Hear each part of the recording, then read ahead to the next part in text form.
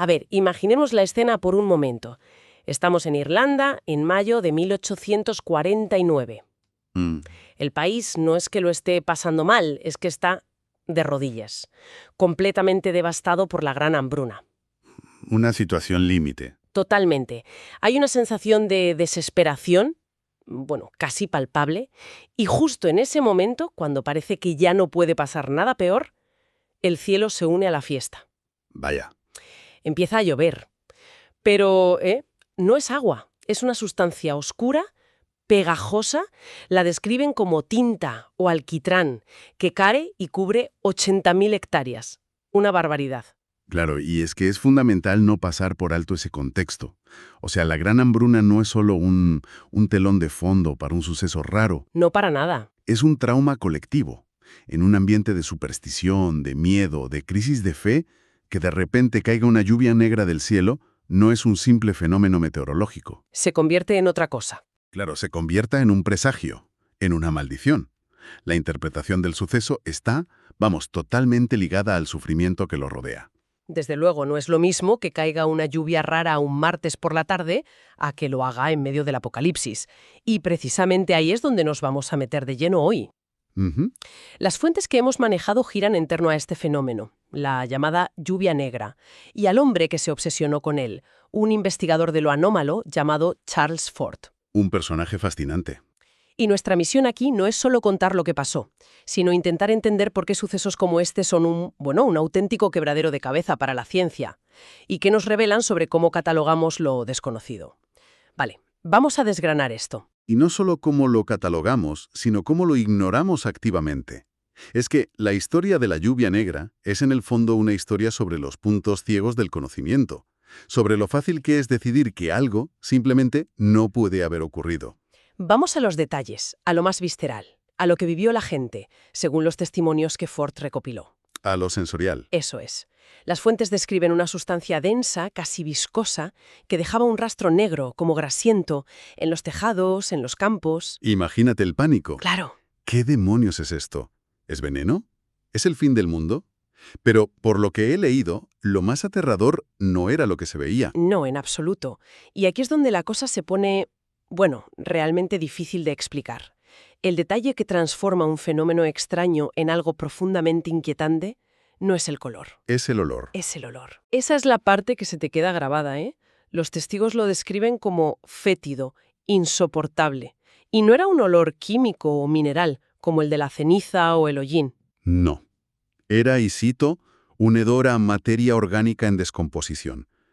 Pensemos en esa escena, el campo irlandés, donde el olor a muerte ya era una constante, y ahora del cielo cae esta cosa negra que huele a podrido. Es una agresión total. Lo que es fascinante aquí desde un punto de vista analítico es cómo ese detalle, ese olor, se convierte en la pieza que no encaja. ¿En ningún puzzle? En ninguno. Si estuviéramos hablando de ceniza de un volcán o de hollín industrial, que fueron las primeras explicaciones lógicas, Lo fácil, sí. ese olor no tiene ningún sentido. El polvo industrial huele a químico, a quemado. La ceniza a azufre, a mineral. Pero un olor fétido, orgánico. Sugiere un origen biológico. Sugiere que algo, que una vez estuvo vivo, se está pudriendo en alguna parte, y sus restos caen sobre Irlanda. Y eso, científicamente, es mucho más difícil de justificar. Y claro, esa dificultad para justificarlo es el terreno de juego de nuestro protagonista. Porque todo esto suena tan extraño que alguien tuvo que obsesionarse con recopilarlo. Las fuentes se centran en él, en Charles Ford. ¿Quién era este hombre? ¿Por qué le interesaban estas historias que todo el mundo prefería olvidar? Charles Ford es uno de los personajes más singulares del pensamiento del siglo XX. Era un escritor, un investigador estadounidense, un autodidacta total. Ah, no era un académico al uso. Para nada, se pasó décadas encerrado en bibliotecas, peinando archivos, revistas científicas, periódicos de todo el mundo, buscando, rarezas. No buscaba probar una teoría, sino que coleccionaba todo aquello que la ciencia de su época no podía o no quería explicar. Lluvias de ranas, luces extrañas, ese tipo de cosas. Ese tipo de cosas. Todo lo que rompía las reglas. Y tenía un nombre para todo ese material, una idea que es el pilar de su trabajo, ¿no? Algo sobre los datos condenados. Exacto. Y este es el primer gran pilar, la idea de los datos condenados. Para Ford, La ciencia crea modelos que explican la realidad.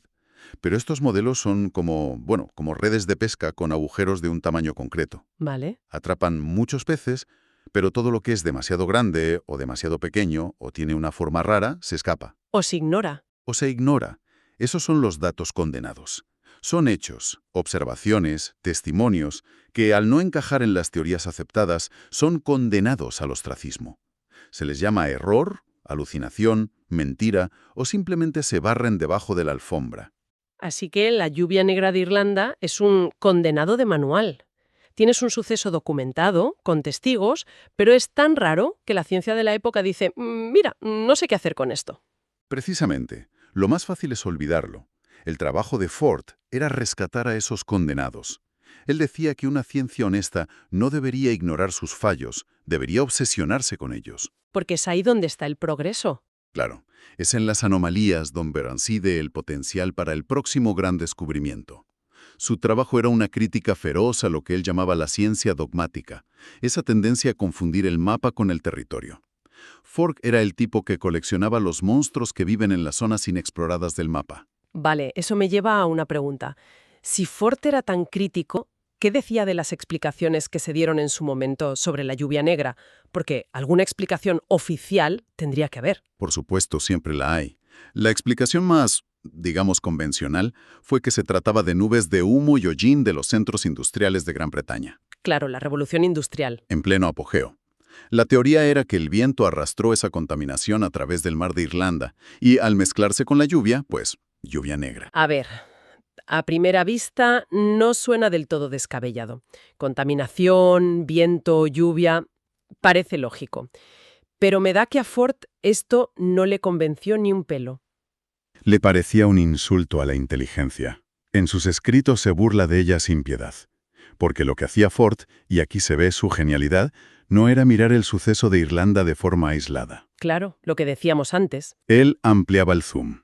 Y al hacerlo, se dio cuenta de algo que desmontaba por completo la teoría local. ¿Y qué fue lo que encontró? Pues encontró que el año 1849 fue un año particularmente extraño en todas partes.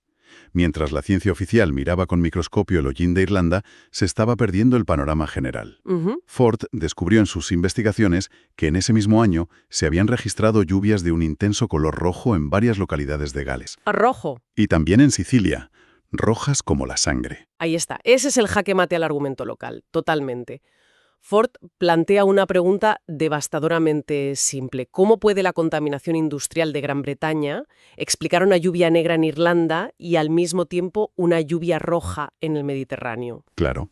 Es que las fábricas de Manchester soltaban hollín negro y las de Palermo polvo rojo, y todo por casualidad en el mismo año. La explicación local, pues, se desmorona. Entonces, la ciencia se centra en un árbol y lo explica como un problema de árbol. Mientras Ford se aleja, ve todo el bosque y dice, un momento, aquí está pasando algo mucho más grande. Esa es la esencia de su método. Te obliga a reconsiderar la escala. Un fenómeno anómalo local. Bueno, quizá puede tener una explicación local, pero cuando tienes múltiples fenómenos anómalos, parecidos pero distintos, ocurriendo en diferentes partes del mundo casi a la vez, Se abren otras posibilidades. coincidencias extraordinarias, una opción que a Ford le parecía intelectualmente perezosa, o empiezas a buscar una causa común, una explicación de mayor alcance que los conecte a todos. Él detestaba usar la coincidencia como un cajón desastre. Y es esa búsqueda de una explicación más amplia lo que le lleva a sus teorías más espectaculares. Tengo que admitir que cuando leí esto en las fuentes me entró una mezcla de risa y fascinación. La idea de un supermar de los sargazos celestial. Suena a ciencia ficción, ¿verdad? Totalmente. ¿Lo proponía en serio o era solo para provocar? Es una pregunta excelente, y la respuesta es probablemente ambas cosas. Es importante entender cómo presentaba Ford estas ideas. Él no las afirmaba como verdades absolutas, era mucho más sutil. Más provocador. Eso es. El supermar de los sargazos es una analogía muy potente. Igual que en el Atlántico existe el mar de los sargazos, donde se acumulan algas y restos de naufragios, Ford postulaba que podría existir una región similar en el espacio, encima de nosotros. Una especie de limbo gravitacional. Exacto. Un lugar donde los desechos de otros mundos o restos de catástrofes cósmicas, o quizás del tráfico interplanetario, quedan ahí atrapados. Y de vez en cuando algo perturba esa calma y nos cae encima parte de esa basura cósmica. Esa era la idea. Y la usaba como una contranarrativa. Quería demostrar que con los mismos datos condenados se podían construir otras hipótesis. Su mensaje era: mi teoría es extraña, sí, pero es más extraña que creer que nubes de hollín negro, polvo rojo y otras cosas cayeron por pura coincidencia en media Europa el mismo año. No te pedía que creyeras en su teoría, sino que cuestionaras la oficial. Justo, quería abrir la mente a que el universo fuera mucho más extraño y estuviera mucho más poblado de actividad de lo que nuestra ciencia se atrevía a admitir. Esto los lleva a lo que parece ser su segunda gran idea, la que lo unifica todo. Si la primera era que hay datos condenados, la segunda es que, en el cosmos, nada es aislado. Precisamente. Para Ford, el universo no es una colección de eventos inconexos, es como un organismo, un tapiz interconectado. Y él se veía a sí mismo como alguien que intentaba seguir los hilos de ese tapiz. Por muy raros que fueran los patrones. Exacto, por eso conectaba los puntos de una manera que a un científico de su época le parecería una locura.